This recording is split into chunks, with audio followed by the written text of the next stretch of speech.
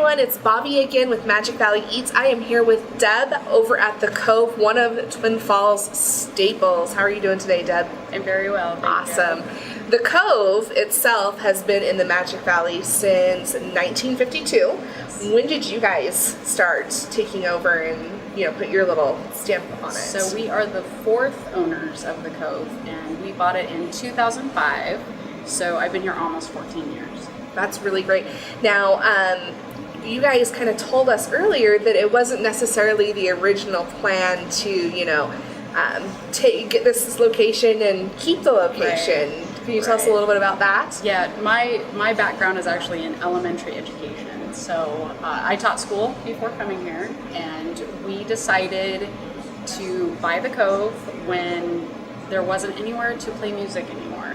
So it seemed like all of the establishments around town that would support live music were just closing their doors for one reason or another, or changing their format. And so we decided we wanted to buy the Cove so that we had a venue to play our music, but also to feature music from other people too. That's really great. So you guys purchased the Cove for a love of music, basically, and wanting to have a situation like that. Was it always going to stay the way that you guys planned it? No, definitely not. So when we bought the Cove, I had never been here before. I had never set foot in this place until the day I was signing papers to buy it. Really, our plan was we were just buying the business, we were buying the liquor license, and we were going to learn how to run a bar, and then close this place down and find a bigger location to have a larger music venue. But as soon as we got here and met all the wonderful patrons that we have here, and they're awesome, we realized that was a very bad idea. The Cove is awesome, don't mess it up. We were told that, don't mess it up. So we decided to just keep on keeping on and try to make improvements here at the Cove, but to keep the music smaller scale. We do perform here, we do some Saturday events and things, and we have open mic every Tuesday, so we still get to feature local talent, and we have a lot of local talent in Twin. It's incredible. It is really great. I feel like it's on a really fantastic upswing right now with a lot of the local places, having music. Right. Maybe not as often as you guys do, but every weekend there's at least some live music somewhere to come see something. So It's great that you guys kind of brought this with the idea in mind that was the goal. So I really love that. Now, if you guys have never been to the Cove, it is this super fun, eclectic, tiki bar. But for me, I come in and look at it and go, I've been in here so many times that it feels the same, but you guys have actually done a lot of renovation. And that started with a leak in the bathroom? Yeah.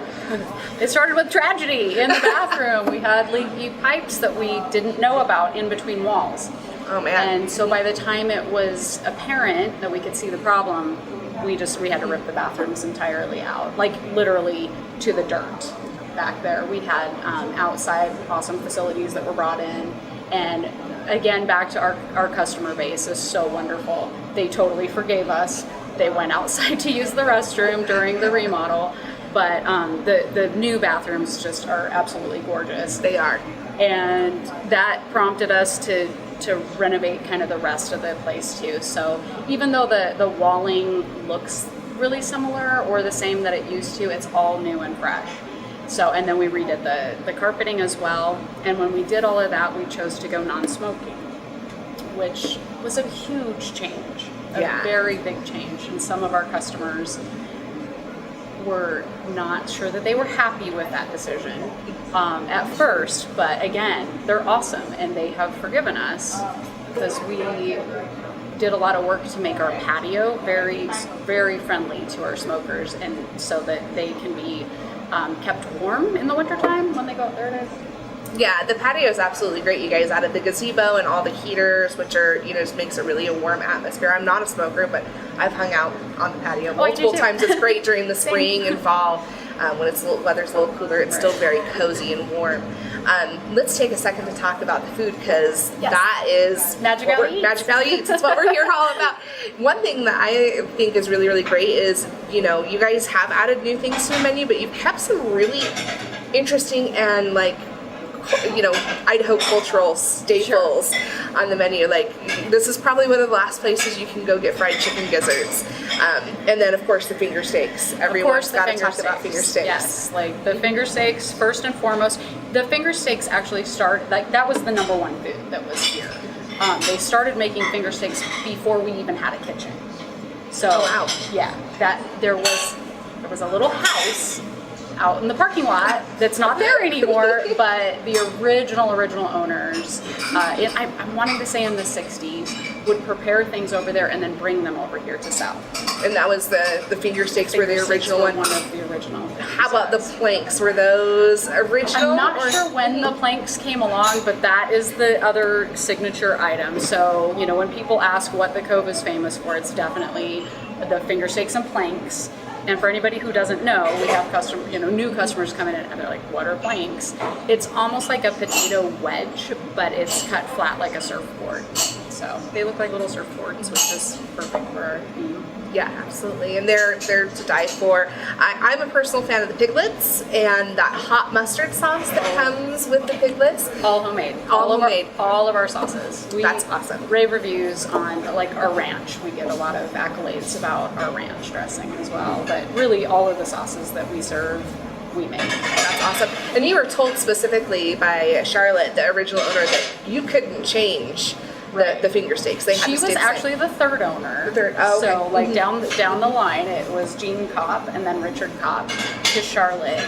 But I purchased it from Charlotte, and she let me know that if there was one thing I needed to keep in mind for success of business, I needed to not mess up the finger steaks.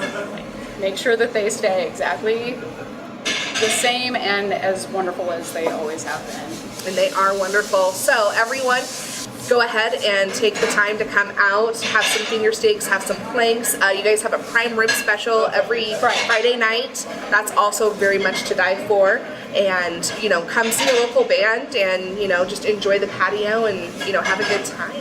Is there anything else you want to add about the Cove and what people should come here to do? The other very favorite special, the prime rib is probably number one, but my personal favorite of our daily specials is our catfish. Oh. And that's on Thursdays. But yeah, a lot of people come specifically for catfish on Thursdays. We have our Philly cheesesteak special on Wednesdays, our ribeye steak on Saturdays, and then the other days we try to change things seasonally to make it appropriate for the weather. Awesome. Deb, thank you so much for having us. Everyone come check out the Cove, this great little tiki bar in Twin Falls, Idaho.